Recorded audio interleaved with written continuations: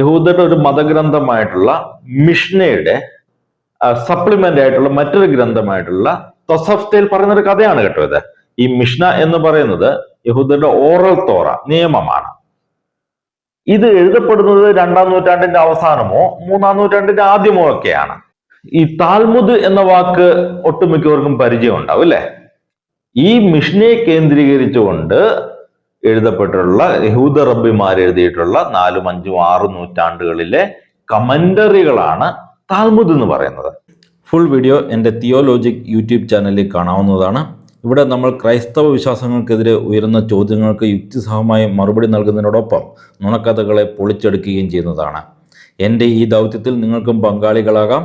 അതിനായി video like ചെയ്തും comment ചെയ്തും പരമാവധി ആളുകളിലേക്ക് ഷെയർ ചെയ്തും സപ്പോർട്ട് ചെയ്യുക.